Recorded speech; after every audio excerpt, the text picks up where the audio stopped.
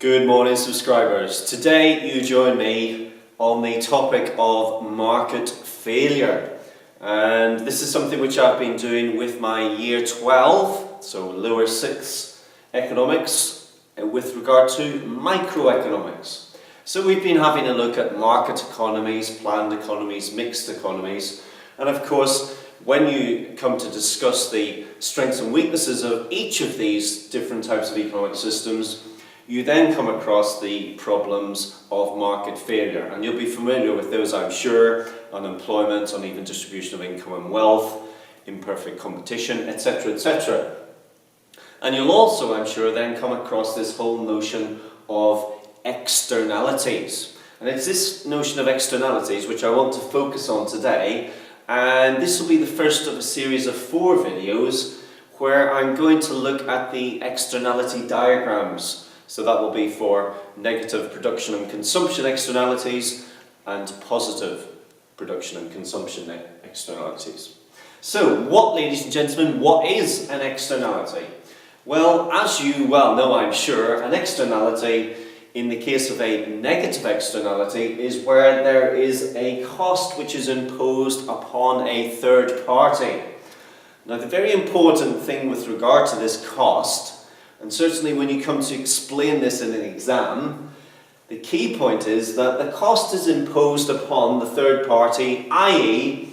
somebody who is not involved in the initial production or consumption decision. So when we are looking at a negative production externality, we are therefore considering the cost imposed on a third party who is not involved in that initial production decision. And I'm sure you'll be familiar with lots of examples of these.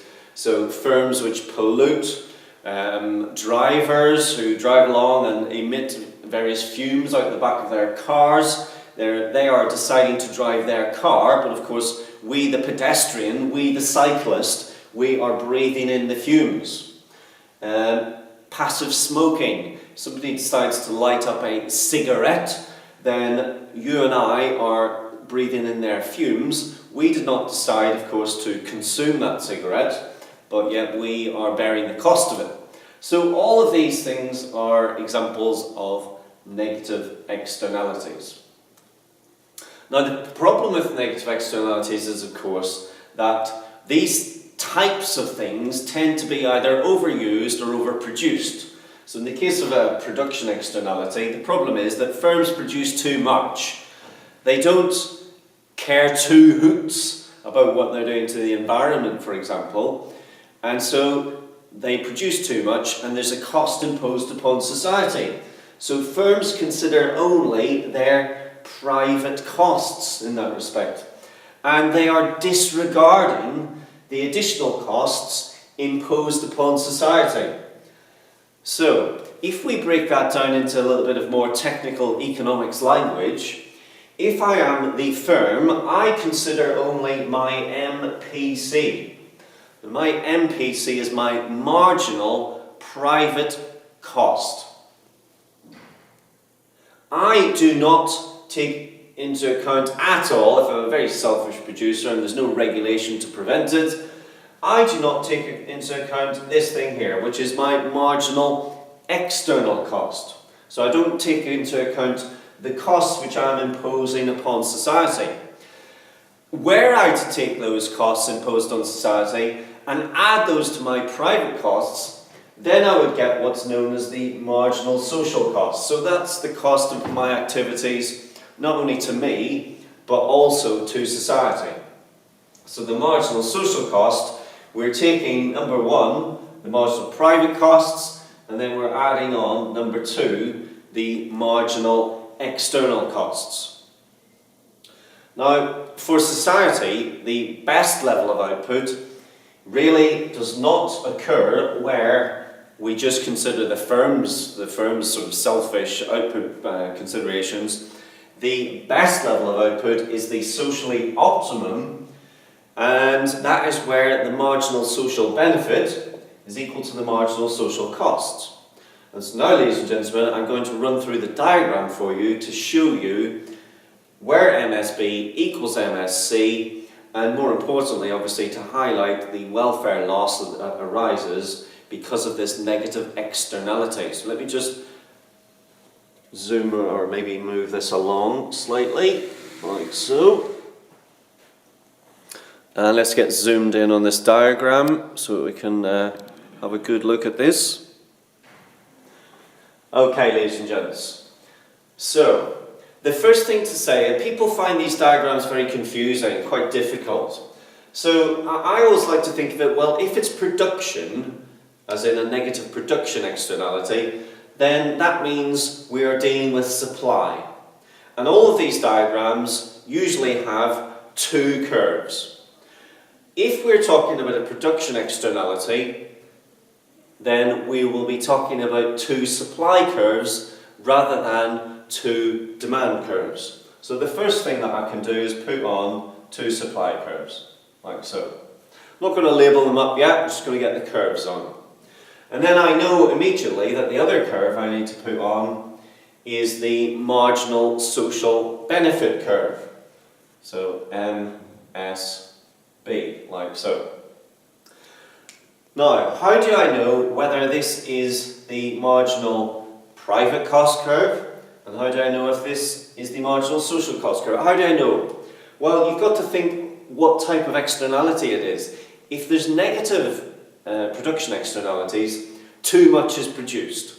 Now, where is too much produced? Well, obviously, there you're producing more than you are there. And so this point here has to be the point at which the firm is considering only its private costs. So this is the marginal private cost curve. And we can put that as QMPC if you wish, at a price of PMPC. Now obviously by a process of elimination, you're as sharp as a tack you lot out there, I know that, then obviously this curve, the other supply curve, is then the marginal social cost curve. Has to be. Because if the firm took into account not only its own private cost, but the cost of clearing the pollution and the environmental damage that it's imposing upon the rest of society, then actually it wouldn't produce QMPC at all. It would actually only produce QMSC at a higher price of PMSC. Okay, ladies and gents? So now we know equilibrium point A is where the firm operates, but equilibrium point B is where we would like the firm to get to. This is the allocatively, if you will, efficient level of output, and this one here is the allocatively inefficient level of output. Now, the other thing that you need to identify on this diagram then is what's known as the deadweight welfare loss, or the welfare cost as a consequence of the firm imposing upon this pollution upon you and I. Contact extension 364. Now again, the way to get this is as follows. The way to make sure and to ensure that you get the correct area is this. Go to the point which is allocatively inefficient, so that's here. And then take your dashed line up from A to the MSC curve. And you'll see now that we have, if I highlight this as point C, we have a triangle here, A, B, C.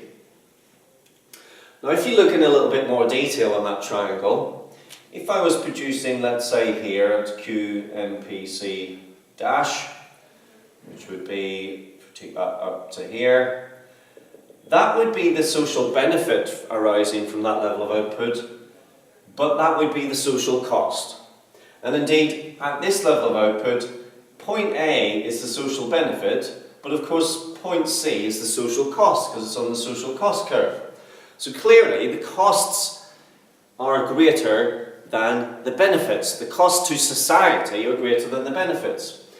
Now, the only way that we can bring this down is to reduce output in this direction, because as you can see, then the distance between MSC and MSB, they start to diminish. And so we move this way, getting smaller, and the differential between the two is getting smaller and smaller, until we arrive at this socially optimum equilibrium level of output at point B. And so, ladies and gentlemen, this triangle ABC, this is what's known as our deadweight welfare loss. And this is the costs imposed upon society as a consequence of firms producing too much.